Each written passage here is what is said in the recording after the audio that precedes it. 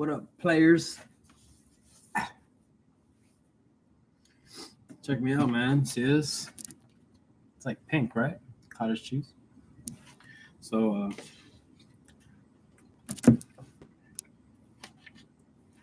I get the thing of cottage cheese. I blend it with honey, a little bit of milk.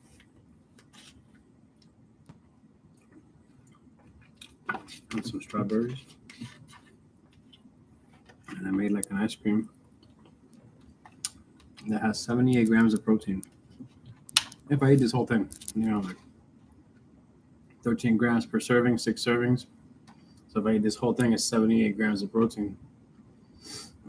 Plus, obviously, you have to include the carbs from the fruits, obviously, and the honey, and the milk, and the protein from the milk. So it's probably maybe a little bit over 80 grams of protein in this whole jar right here. Just an option. Saying it's not the greatest tasting thing, but it's sweet. It's cold. It's frozen. It's like an ice cream, And then if you're like, if you always have a sweet tooth like me, just pound a fucking gallon of this shit till you don't want any more sweets. And you just pound it like 82 grams of protein. You know what I'm saying? It's a perfect post-workout.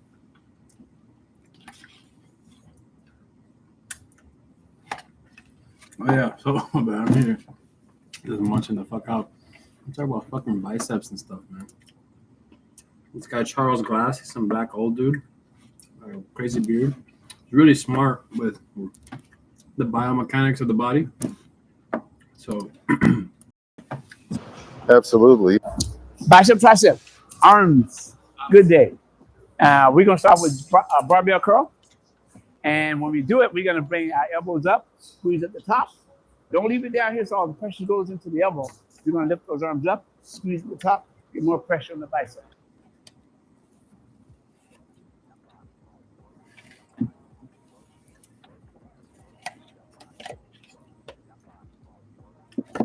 Bro, how do I make money if all this shit's free like this, bro? Go, man, hurry up.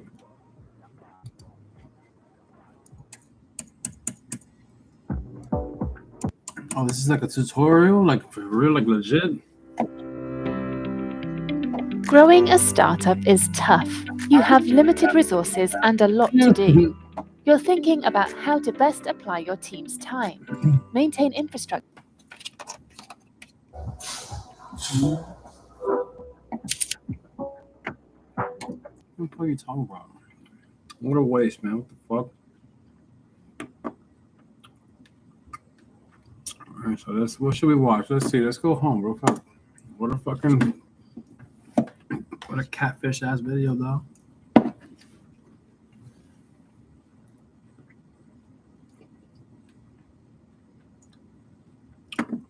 This guy makes high protein foods, yeah, but I think he's that guy that is eat for gains or gains for eat or some shit. Where like he just makes like bad quality food, but it's cheap and quick.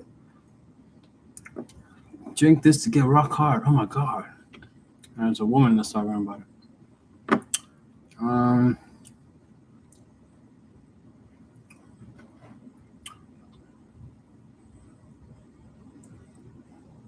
don't know what to watch, bro. Extra free time now is one day ago. I already saw that. Whatever, let's look at the high protein. If you want to be jacked, you need to make these high protein burritos. 10 out of 10. Chop up a white onion, take this into the pan, let these cook. When your onions look like this, 2 pounds extra lean meat, half cup bone broth, a packet of Taco Bell seasoning, tomato paste, 1/3 fat cream cheese. Mix this up and let it cook. This sauce is very simple.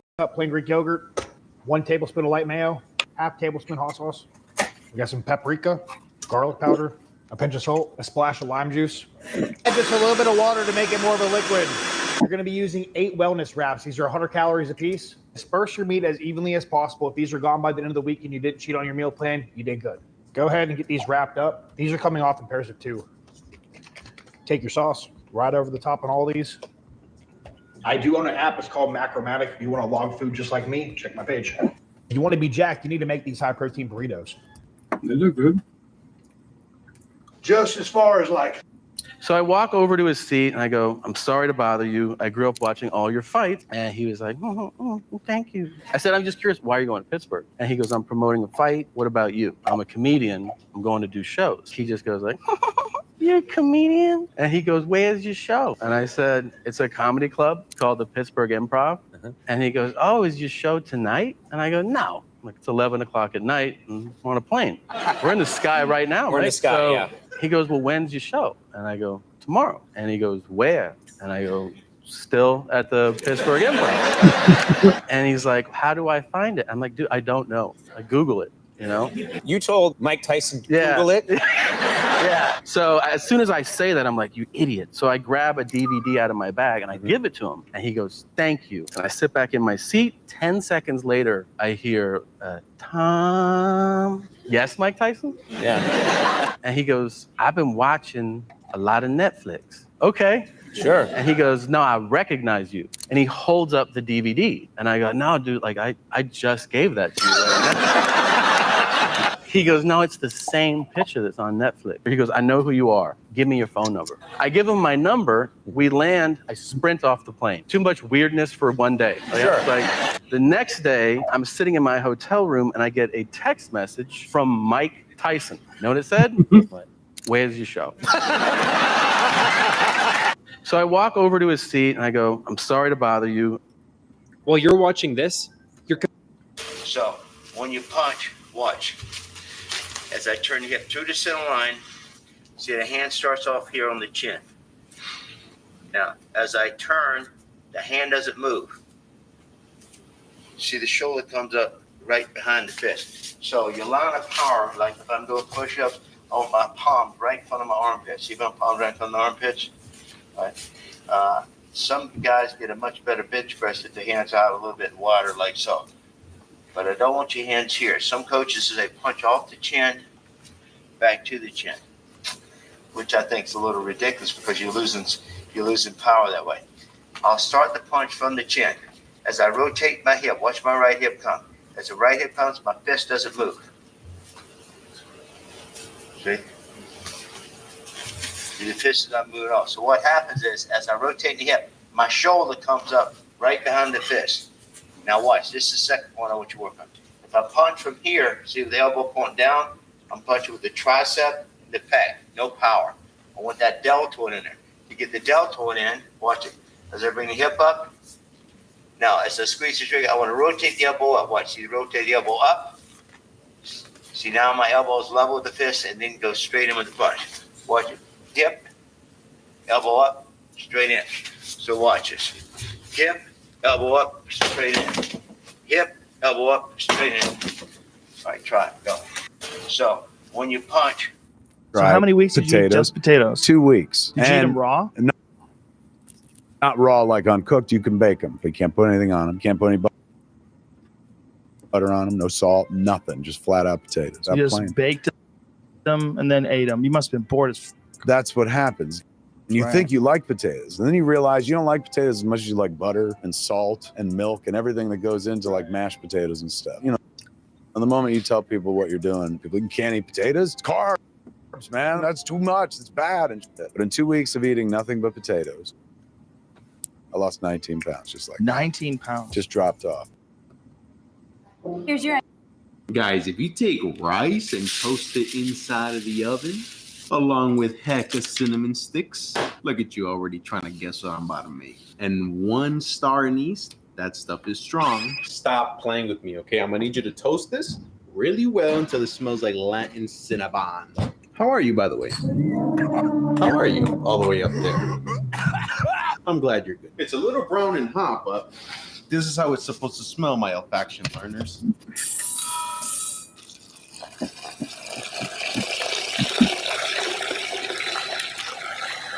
Now, if you choose not to refrigerate this overnight, well, your chocolate is not going to blend properly. That being said, I'll see you guys in the next 12 hours. The last Agua Fresca videos paid for this blender, so thank you. Strain it really good, my boys, okay? We don't want any of those excess chunks in there. Evaporated milk for the silkiness. Some cans of sweetened condensed milk. I got grandmas watching that'll get mad if I don't do this. Optional, but not really. A little bit of vanilla. Then we finish it off with a little bit more water. A little bit of ice. I don't know if you guys caught it earlier, but I told you that you guys helped me buy that blender. I wasn't over exaggerating. It actually did come down to your viewership that helped me. For that, I'm forever grateful, my homie. Cheers. Just like my daddy used to make it. Wait, you haven't seen this? That's him. Holy sh! Are they coming up on us? Oh yeah, there's one trying to flank us on the far right. All right. Chill. Yeah.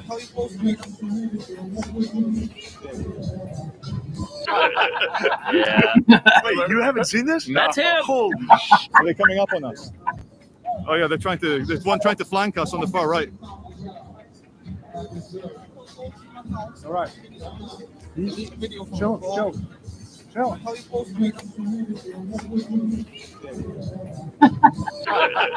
Yeah. Wait, you haven't seen this? That's him. Holy sh! Are they coming up on us? Oh yeah, there's one trying to flank us on the far right. More times. All right. Chill.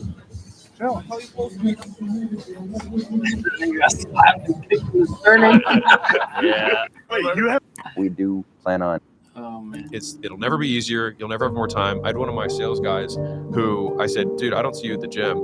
And he said, I'm just really busy. And I just looked at him and I was like, you will never have more time and less responsibility than you do now. So I kind of used the James Clear thing. I said, hey, if you can't make it work now, accept that you're never going to be in shape for the rest of your life. He was like, whoa. I was like, think about it. Rid yourself. Right. Yeah. I was like, you're just never going to be in shape. He was like, whoa. I was like, right. So do it or don't, but stop wanting it. It'll never be easier. You'll never have more time. I had one of my sales guys. This is why restaurant steaks are better than yours. Because the best steaks you get at restaurants are pan fried on a stainless steel pan using a high smoke point oil. Butter, beef tallow will smoke your house up, guys. So get a nice high smoke point oil. Looks like an unseasoned steak, right? Wrong. We dry brine this. Here's a popular belief: you do not want a ripping hot pan. A perfect sear happens anywhere between 325 and 350 degrees. These ripping hot cast iron pans that you think you need, just going to give you a burnt bitter crust. So let's drop it down in a perfectly heated stainless steel pan. Just give it a little press. It's currently stuck. But when this actually unsticks is when we're going to flip it. Wait till you see this. And because we're using the highest form of cooking technology, all you need is the high and the medium low. The perfect crust that you can get at home if you use this method. Oh my gosh. Look at that beautiful crust, guys. Okay. We're going to give it another flip.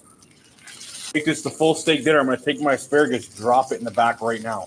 Give the steak one more flip. How amazing that sear got. Let's do the fat cap for about 30 seconds. Okay, let's take it off. Salt, pepper, a little bit of water to deglaze that fond, and butter. And watch this, guys. Top on. Asparagus is ready. Bottom of that pan, all that fond's up like this. Just like that. Take this brown butter now. Pour it over top like that. Grated some Parmesan cheese right on top there, guys. All right, let's go dig in. This is why restaurant steaks are better than yours. Because the best steaks you get at restaurants are. This is how I'd master AI in 2020. So Michael B. Jordan goes, hey, man, Ow. Is that a gangster or what? Sonny Black gets a call. You got to go to a sit down. So he walks into the Motion Lounge. He had a diamond ring, takes off his diamond ring, takes his money out of his pocket, takes all his keys except his car keys, puts them on the counter, says to the bartender, I just got called to a sit down. I'm probably not coming back. Calls his girlfriend. This is how we found this out, and tells her the same thing. After they find his body, his girlfriend calls the FBI. And she says, I'd like to have a meeting with Donnie Brasco. I said, why? Sonny wanted me to give him a message. I said, okay. So they fly her down to D.C. and go out to a restaurant. And she said, Sonny wanted me to tell you that this is what happened. And he calls me and he says her name. And he said, if I don't come back, I want you to get in touch with Donnie and tell him I loved him. And he was just better than we were. I don't hold anything against him. Wow. Wow. A show behind Donnie Brasco? Is that a gangster or what? Sonny Black gets a call. You got to come go to a sit down. So he walks into the Motion Lounge. He had a diamond ring, takes off his diamond ring, takes his money out of his pocket, takes all his keys except his car keys, puts them on the counter, says to the bartender, I just got called to a sit down. And so what's involved? First of all, I didn't even know Kevin was as successful as he was. I found that shit out the hard way.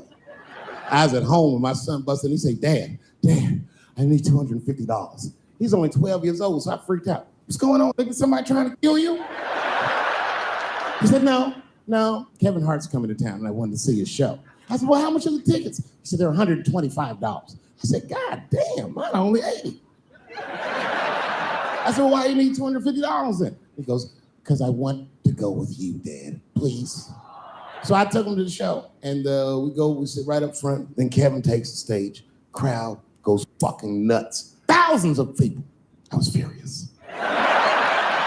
The longer the show went on, the madder I got. It was maddening. These people were fucking holding their stomachs. My son was slapping his knee. I'm like, I gotta do this too.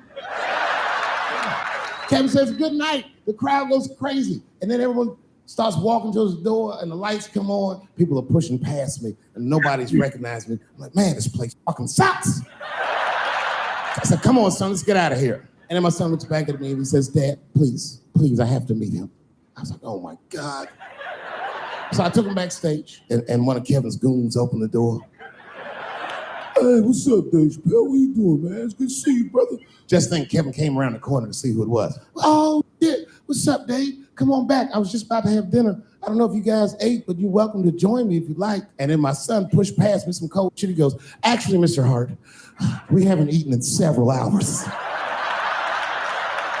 It was Tuesday night. This motherfucker was having Sunday dinner. It was steaks, chops, corn with butter all over it. My son was eating all fast, embarrassed me. I was like, slow down, son. Then I looked over in the corner and there was a box, custom-made jerseys for the local team. And on the back, they stitched on the K Hart. Kevin saw me staring at that box and he went over and grabbed one of them jerseys and he walked right to my son. He said, hey, little man, I want you to have this. And my son was like, thanks, Mr. Hart. This is when I got mad. He goes, if your father ever makes you mad, put that on. And he walked out. Oh, that was some cold shit. First of all, I didn't even know Kevin was. All right, now this thing goes from, you're already strong, so we're not going to start at the bottom with you. Dude. This guy just showed up to the dealership saying that he wants to buy 10 cars in bulk. And then when I asked him why he doesn't just buy them from the auction, he says because he can only buy them one by one in the auction. He wants to buy them in bulk for me for wholesale, but I'm a retail lot. I'm just really confused. Costco hack, go to the window and ask for. Ever wondered how you could buy property without? My daddy told me, hey, man, you never whoop a man in front of his children or his woman. You never slap a man when he is down. You beat him, he down, you don't never slap him. And you don't ever spit in the wind because shit come back in your face. I'm in the county. The bills are playing the Oilers. Folks gambling. The Oilers are up. The Bills come back and beat the Oilers. I'm going for. Listen. Honey. What was that? Vibes Cartel? I thought he was in prison.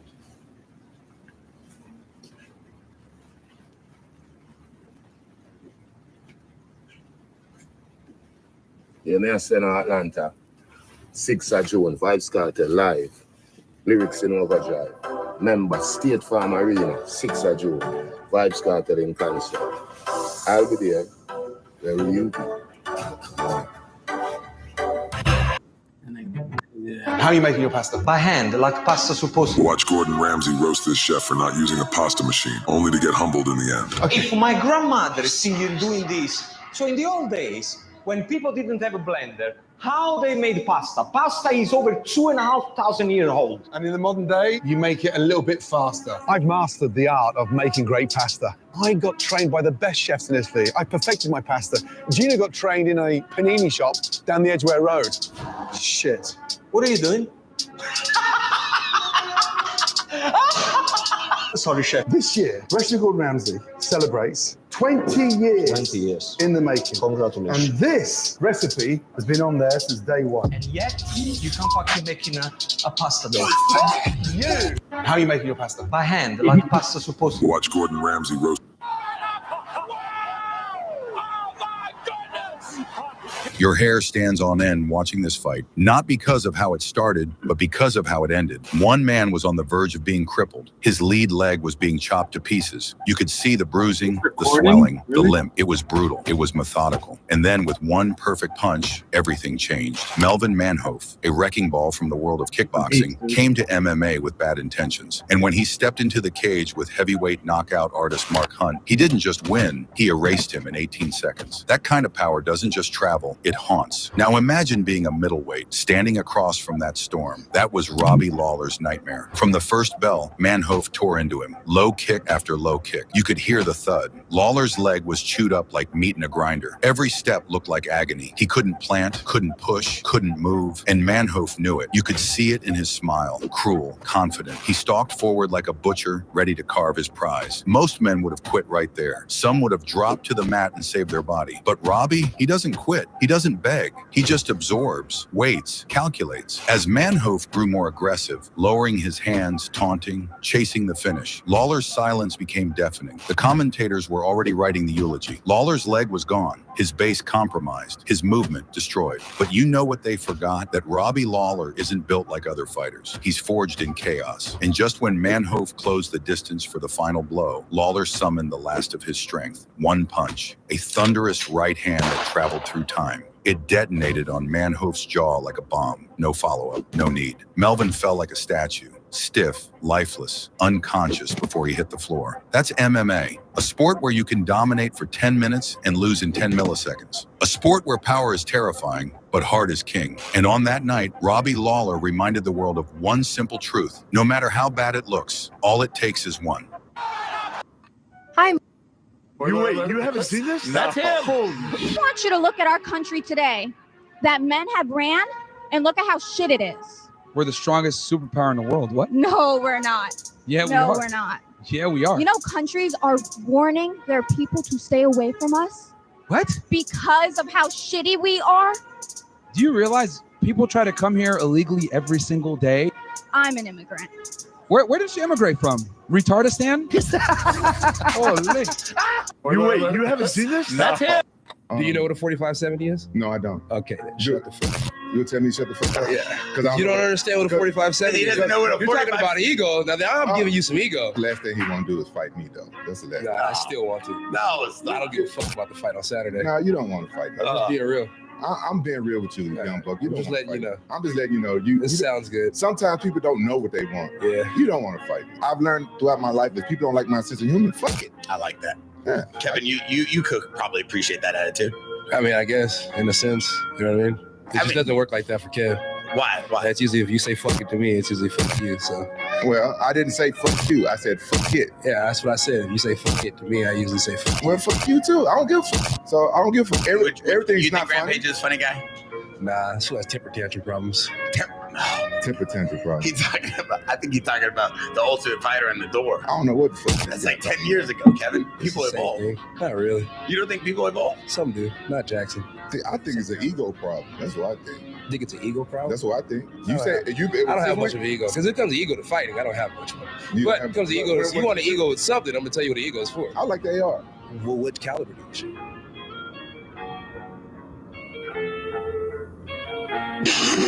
Do you know what a 4570 is? No, I don't. Okay, then shut the fuck up. You'll tell me shut the fuck up. So this is the best way that I know how to make a steak. You gotta buy a sous vide, put this raw steak, you don't have to season it or anything, into a Ziploc bag, 130 degrees, as you cook it in its entirety, but there's no sear, there's no crust. Like when I pulled that shit out of the bag, it just looked like a gray mess. Take it out of the bag, straight onto a paper towel, salt, pepper, hot pan, only 1 minute on either side, and that's perfectly done. So this is the best way that I know how to make. En Estados Unidos, un coeficiente intelectual. Can you name every member of D12? No. I'm gonna tell you why. It's because they all had to wait to after the second cycle of their leader. So Nelly's first album popped, then Nelly's second album popped, and because those albums were hugely successful albums, it took a long time for the record to be over for them to get to the next album. And everybody just they became the crew with Nelly. It's like D12 is the crew with M. G-Unit, the first record came out, boom. I forced the G-Unit album to come out. And this girl didn't want the G-Unit album, and wanted the next 50 Cent record. You sold 11 million records. Drop the next album by yourself, man. Nah, I want to put Banks on. It caused Lloyd Banks to sell 3 million records. I want to put Buck on. Buck, 1.8 million records. I want to put Yayo on. Ye like 800-something thousand, because he couldn't even travel. I want to put Game on. Game comes 5 million records. Drop Back for Mercy. He didn't have to do that. Can you name every member of D12? No. I'm going to tell you why. It's because they all had to wait to after the second cycle of their league. Holy shit. I started Tai Chi at 50. Everyone was puzzled by this guy's strategy because as soon as the lumberjack competition started, this participant decided not to rush anywhere and engage logic. And when his competitors were already far ahead, only then did he start. But the way he did it impressed everyone because that time at the beginning that he took for thinking allowed him to calculate the number of strikes and the angle he needed to spend minimum effort and quickly catch up with everyone. The winner is the one who cuts down the top part of the tree. But what's this? Our genius decided to go down to the bottom, and while his competitors are already close to victory, cutting the tree from two sides, our hero started the path from zero to get out on top from the opposite side and take the most advantageous position. And here's the moment of truth. He's chopping with all his might because he has absolutely no time left. And when his competitor decided to rest and see how our genius is doing, he's just winning. Everyone was puzzled by this guy's strategy because as soon as the lumberjack competition started, this participant decided not to rush anywhere.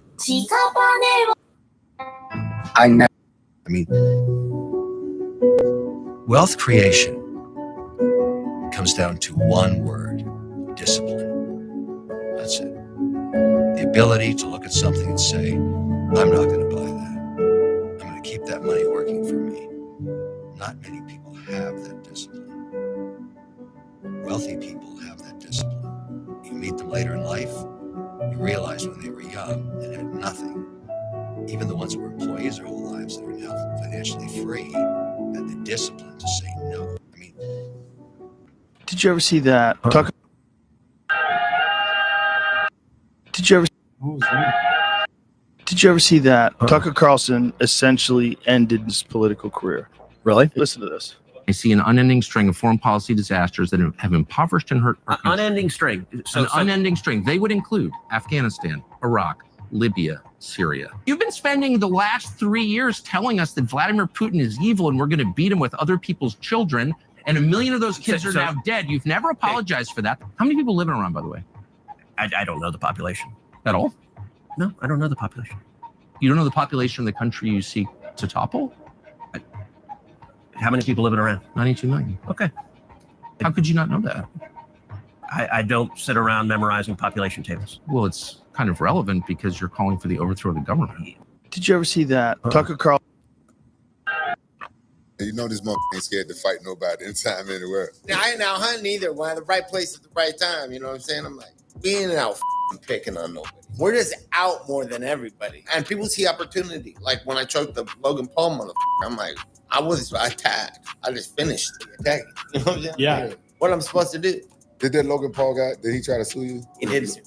He sued you? Did he win? I was winning, but it was going to just go forever, and I was going to pay more in lawyer fees. Yeah, so I just ended up paying him $18K because my lawyer bills were up to $17K. Yeah. So, and it cost me like 30 grand. I'm like, I get sued by everybody. I guarantee you I got the record. You know this motherfucker ain't scared to fight nobody anytime, anywhere. I spent 20 years in prison, from 17 to 37. Before that, I spent 5 years in juvenile facilities. So I spent 25 years of incarceration in my life. I'm 45. So majority of my life and time on this planet, I was inside of a cell. I'm the culture advisor of YouTube. I'm a New York Times bestseller. I got one of the biggest podcasts in the world. I made a shitload of money. I buy what I want. He never got a chance to live, you know, and so, you know, he that right there, I never forgot that. He was like, man, get out there and live. And that's why I live it out. And I leave it on the ground every day because I don't know what's gonna happen. I don't know when I gotta get up out of this joint. And I ain't gonna be one of them dudes that leave and be, or know that I'm at my last breath, so whatever, be like, I wish I'd have done this. Nah. You gotta live this shit. And I think too many people are afraid to live, and that's the issue out here. When you're in prison, on site means it doesn't matter if you're standing in front of the captain and 50 guards. You see him, you serve him. Dude was on site. I took flight on him. He fought back, so it was a mutual combat. So we both got 4 months in the hole. We did our whole time. It was 120 days in the hole. And when they release you, they bring you your property box. And they open up the door, and I walk out, and I look over, and this motherfucker right there. I just went after him again. You're So back in the hole. yeah, it was right in front of 3 COs, and he didn't fight back at all. So he didn't go back to the hole. So I did 4, and then I went another 6 back to back. Almost a year in solitary. It was super trash, bro. It was not my best moment. It was a bad decision. I got out of the hole, and my homeboys told me that dude, by the way, he didn't snitch on our homeboy. Our homeboy snitched on him, and he was trying to clean it up. But don't worry, we had the homeboy who was a snitch and lied. We had him up, and I'm like, So you did 10 months in the hole for nothing. when you're in prison, on site means If you told me a few She stood frozen, crushed by what had just happened. Christian Justino, better known as Cyborg, watched as her husband. Simple and very low budget. She stood frozen, crushed by what had just happened. Christian Justino, better known as Cyborg, watched as her husband was brutally submitted by Nick Diaz. But the nightmare didn't end there. After choking out Evangelista Santos, Diaz looked straight through the cage and sent a profanity-laced message directly to her. Some viewers called it disrespectful, but those who knew the backstory understood this was personal. Diaz, the Stockton bad boy, was known for his trash talk, cardio, and slick jiu-jitsu. He thrived in chaos, turning brawls into opportunities and never backing down from a firefight. But this fight wasn't just about 2 men. It had been ignited by Cyborg herself. From the opening bell, Santos came out with a plan: break Diaz's legs. He battered Nick's lead leg with thudding low kicks, one after another, chopping away at his base. Diaz grimaced but stayed standing, refusing to back off. Santos mixed in hard punches and even backed Diaz against the cage. It seemed like the Brazilian's pressure was too much for now, but Diaz was doing what he always does: downloading, absorbing, setting traps. Diaz was clearly the stronger fighter. His punches were heavy, and every shot he threw landed cleanly on his opponent's face and jaw. By the second round, Santos looked to build on his early success, but then came the turning point. He attempted a takedown, hoping to catch Diaz off guard. Big mistake. Nick sprawled, reversed position, and quickly took control on the ground. In a flash, he transitioned from top control to side mount, then to full mount. From there, he began raining down elbows and punches. As the Brazilian turned to escape, Diaz snatched an arm and locked in a tight armbar. Seconds later, Santos tapped. Nick stood up, arms raised, and without missing a beat, looked at Cyborg and yelled across the Simple. Picture. Why do black people like menthol so much? It's a totally different type of cigarette. You're gonna get me canceled. No. This is very racist. This Is it? conversation. Just talking about a type of cigarette that people enjoy? Just saying. Why do black people like Newport so much? And a black Menthol black cigarettes. person actually getting ready to answer this. It's terrible on all ends. I don't think it is. It's like if you start asking me about spaghetti, I'm not gonna get offended. If you start asking me about Italian food or why are Italian people so loud, I'm not gonna get How many offended. people have ever died of pasta-related illnesses? A lot. Joe. A lot of fatzos out there. Why do black people like menthol? Why is nobody talking about what this woman just said? Well, it's time for bed or something like that. You know what I'm saying? Like, bye-bye.